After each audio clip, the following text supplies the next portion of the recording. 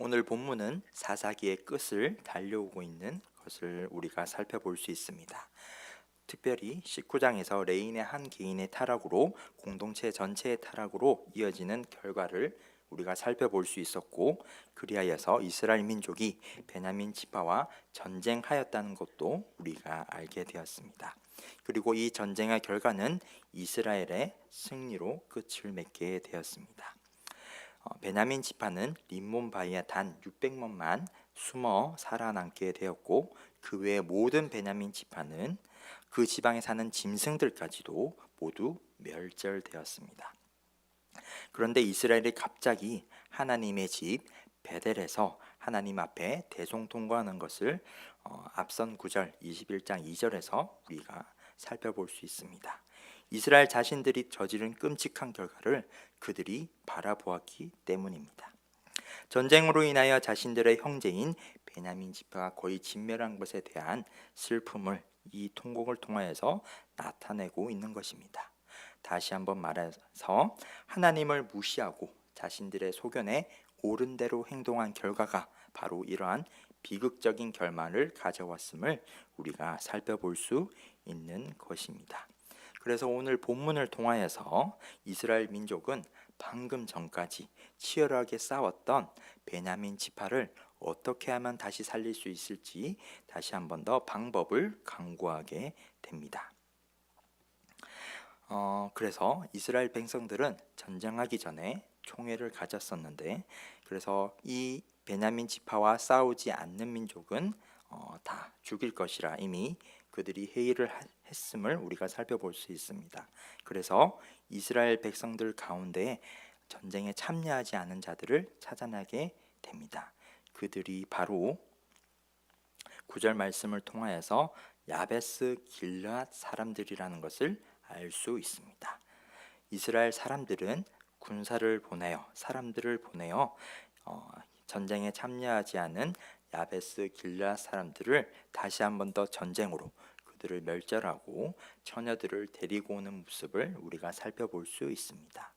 그리고 이스라엘 사람들은 베냐민 지파의 사람을 보내어 일방적으로 평화를 선언하고 야베스 길앗 사람들에게서 취한 400명의 처녀들을 그들에게 다시 줍니다. 그리하여서 베냐민 지파가 다시 살아갈 수 있는 방법을 이스라엘 민족 스스로 마련하여 준 것을 우리가 살펴볼 수 있습니다. 그렇다면 여기서 우리가 두 가지를 한번 곰곰이 생각해 보아야 될 걸로 믿습니다.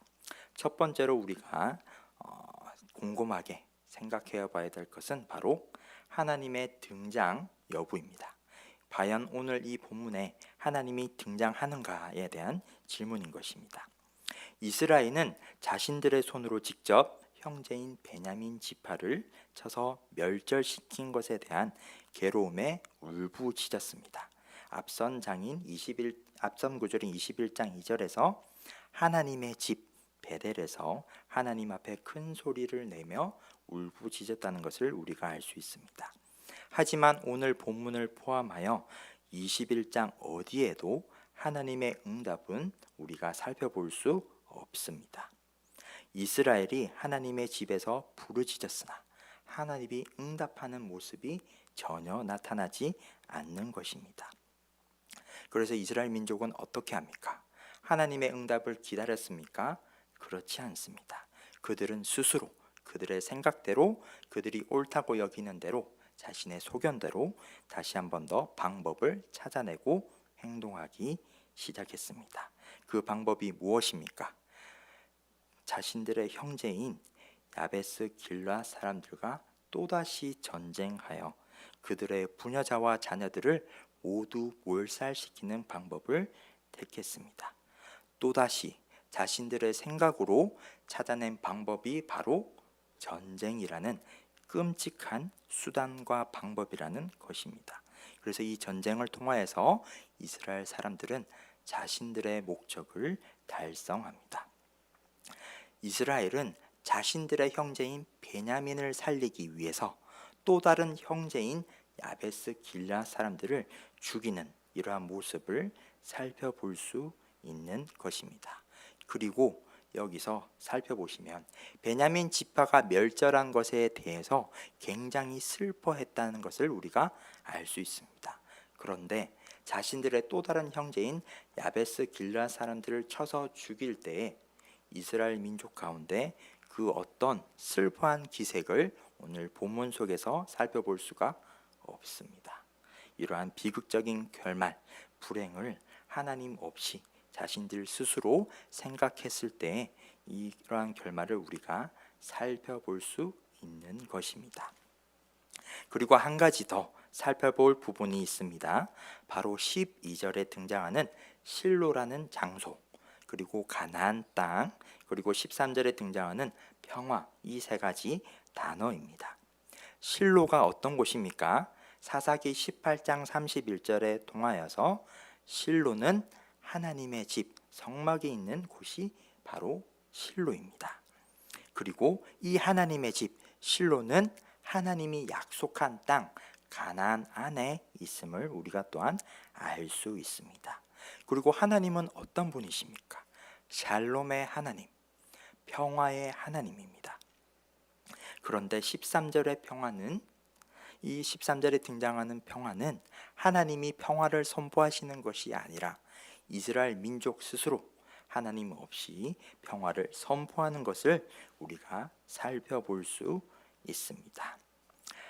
그래서 이 평화는 베냐민 지파와 전쟁과 그리고 야베스 길앗 사람들과의 전쟁으로 만들어진 피로 세워진 평화라는 것을 우리가 알 수 있는 것이지요. 그래서 다시 한번 말씀드리자면 하나님이 말하는 평화와는 차원이 다른 것입니다. 하나님 없이 이스라엘이 스스로 만드는 평화는 하나님이 주시는 평화와 어떤 차이점이 있습니까? 사사기 21장 2절에 나오듯이 큰 울음이 가득한 곳이 되어버립니다. 사람들이 만들어낸 평화는 전쟁과 그로 인한 피로 만들어졌고 이로 인하여 울음이 가득한 곳이 바로 사람들이 만들어낸 평화라는 것입니다.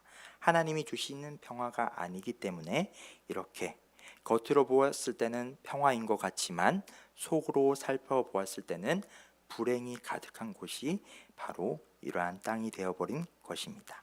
다시 말해서 진정한 평화가 찾아온 것이 아닙니다. 무엇보다 하나님의 집인 실로가 있는 땅, 하나님이 약속한 가나안 땅, 하나님의 선택을 받은 이스라엘 속에서 우리가 또한 하나님을 살펴볼 수가 없습니다.